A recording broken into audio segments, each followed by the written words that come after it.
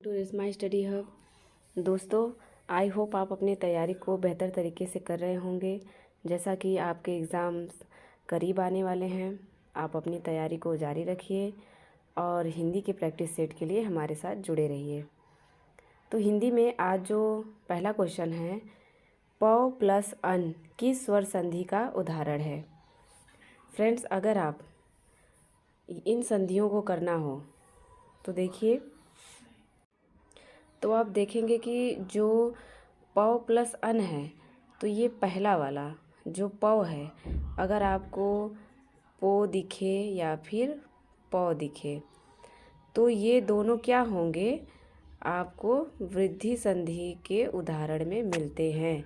अगर ओ या औ की मात्रा आती है तो वो वृद्धि संधि कहे जाएंगे। तो आंसर होगा वृद्धि संधि। और प प्लस अन को अगर आप ज्वाइन करेंगे तो बनेगा पावन। दूसरा क्वेश्चन है, संख्यागमन का सही संधि विच्छेद है। अब देखिए, कुछ अगर आपको एग्ज़ाम्स में पूछे भी जाएंगे तो बहुत ही कठिन जो है संधि विच्छेद को लिया जाएगा। यड़ और वृद्धि संधि ये थोड़े कठिन संधियों में माने जाते हैं, क्योंकि इसमें देखिए ये जो है य व और एक र होता है। जैसे कि इसमें ई का क्या होता है, य हो जाता है, ऊ का व हो जाता है और री का अर हो जो है अर हो जाता है। तो यहाँ पे देख रहे हैं संख्यागमन में य में तो य है, तो यहाँ पे अगर आप विच्छेद करेंगे तो आपका क्या बनेगा, सखी प्लस आगमन, दूसरा संख्या प्लस गमन, तीसरा सखी प्लस आगमन, चौथा है सख्य प्लस आगमन।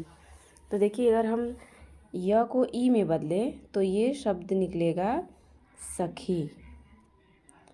ये होगा सखी प्लस आगमन। यही शुद्ध है और यही सही इसका संधि विच्छेद होगा।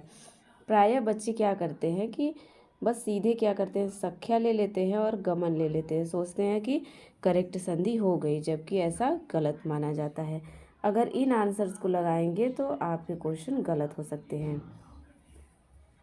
तीसरा क्वेश्चन है, सरासर में कौन सा समास है। सरासर में है जो आपका वो द्वंद्व समास है।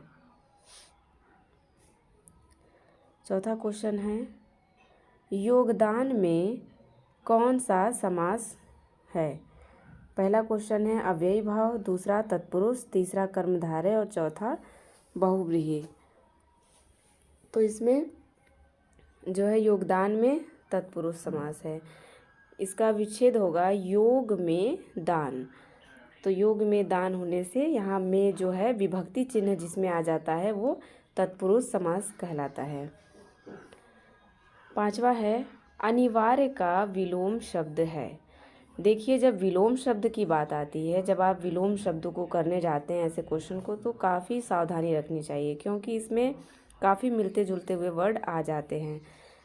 जैसे कि पहला क्वेश्चन है निवारण, दूसरा है अनावश्यक, तीसरा आवश्यक और चौथा है ऐच्छिक। तो जो है चौथा ही हमारा आंसर है, वो होगा ऐच्छिक।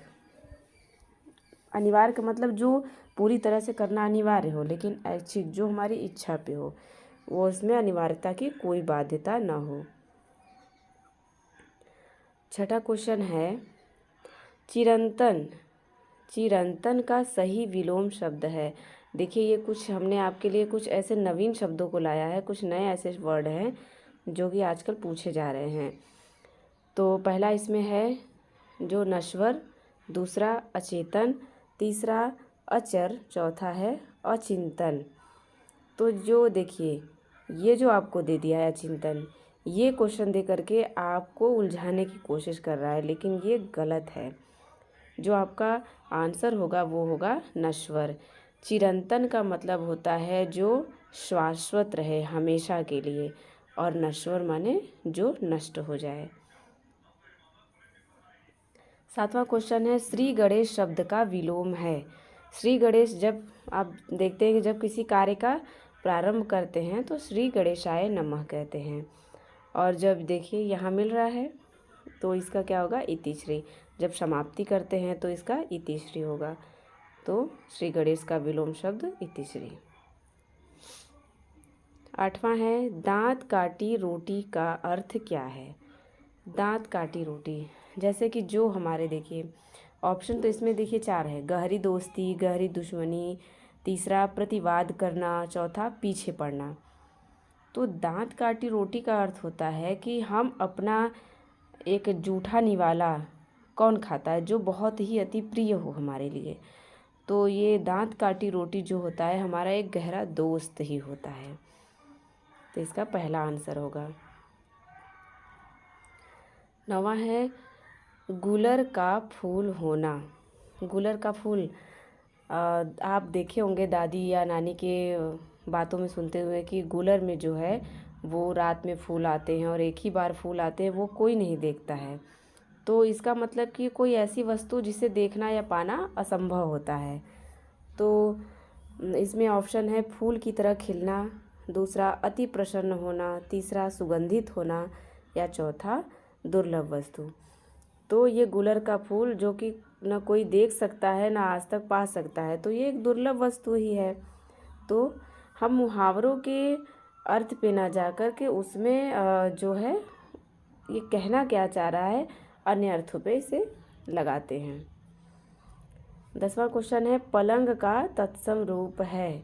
देखिए तत्सम तद्भव भी पूछे जाते हैं। तो इसमें पहला ऑप्शन दिया है प्लवंग, तीसरा परमंग, और दूसरा परमंग, तीसरा पर्यंक और चौथा प्लंक। तो काफ़ी मिलते जुलते ऑप्शन हैं, लेकिन जो तत्सम का मतलब होता है संस्कृत के वर्ड, तो ये पर्यंक माने ही पलंग होता है। 11वां है, ये भी तत्सम से ही है। तत्सम शब्द कौन सा है। अब आपको इन चारों में से बताना है कि तत्सम कौन है, मतलब संस्कृत का वर्ड कौन है। क्या सूरज है, नहीं। स्वर्ण, कुआं, या स्वर्ण। देखिए 2 बार रिपीट हो गया है, टाइपिंग में मिस्टेक हो गया है। तो इसमें जो यहाँ पे अगर एक सोना रहता तो वो तद्भव होता, तो इसमें आंसर स्वर्ण ही है। ये दोनों सेम हो गए हैं। 12वां क्वेश्चन है, जानने की इच्छा रखने वाले के लिए एक शब्द। जो जानने की इच्छा रखता हो, नित्य नया सीखने की बात सोचता हो, उसे क्या कहेंगे। जिजीविषा, जिज्ञासा, ज्ञातज्ञ या जिज्ञासु। देखिए जिजीविषा क्या होती है कि ये जीने की इच्छा होती है। जिज्ञासा होती जो है जानने की इच्छा है। और यहाँ पे दिया है कि जानने की इच्छा रखने वाला। जिज्ञासा तो जानने की इच्छा को कहते हैं, लेकिन जो जानने की इच्छा रखता है ऐसे व्यक्ति को हम जिज्ञासु कहते हैं। यही हमारा आंसर है। 13वां क्वेश्चन है, कफन किसकी रचना है। देखिए एग्ज़ाम्स में रचनाकारों से भी क्वेश्चन पूछे जाएंगे। तो आप जानते हैं कि जो प्रेमचंद है हमारे बड़े ही प्रसिद्ध कहानीकार, उपन्यासकार थे। तो जो कफन जो इनकी है ये इन्होंने मुंशी प्रेमचंद ने लिखा है। 14वां क्वेश्चन है, रामचरितमानस की रचना किसने की। ये बहुत ही प्रसिद्ध हमारे रामायण से जो ही लिया गया ग्रंथ तुलसीदास जी द्वारा रचित है और यह अवधी भाषा में लिखा गया है। आप जानते हैं कि भगवान राम अवध के थे, अयोध्या के थे, वहाँ पे अवधी भाषा चलती है। तो तुलसीदास ने रामचरितमानस की जो रचना है वो अवधी भाषा में की। 15वां क्वेश्चन है, ये एक कहते हैं कि लेखक के किसी कथन पे आधारित होता है, किसी एक राइटर के जो उन्होंने कहा है बेसिकली रचना में, उसे देकर भी आपसे क्वेश्चन पूछे जाएंगे। जैसे इसमें है, नारी तुम केवल श्रद्धा हो, विश्वास रजत नग पगतल में। ये किसके द्वारा कहा गया है, किसका कथन है। जयशंकर प्रसाद का, मैथिली शरण गुप्त का, महादेवी वर्मा या फिर रामधारी सिंह दिनकर। तो देखिए फ्रेंड्स, ये जो है जयशंकर प्रसाद की एक रचना भी जान लीजिए जो कि बहुत ही फेमस है, कामायनी। तो कामायनी से ही इसे लिया गया है, और जिसमें श्रद्धा और मनु जो दो कैरेक्टर है आपस में संवाद करते हैं, उसी से ये लिया गया है कि नारी तुम केवल श्रद्धा हो विश्वास रजत नग पक्तल में। तो ये जो कथन है ये जयशंकर प्रसाद का है। तो फ्रेंड्स, हम ऐसे ही आपके लिए नए वीडियोस लेके आते रहेंगे। तब तक आप हमारे साथ बने रहिए और अपनी तैयारी को बेहतर करते रहिए। एग्ज़ाम्स करीब में हैं, और अगर आपने पिछले हमारे अन्य जो प्रैक्टिस सेट है उन्हें नहीं देखे हैं तो प्लीज़ उन्हें जा कर के देख लें, ताकि आपकी तैयारी एकदम प्रॉपर तरीके से हो सके। थैंक्स।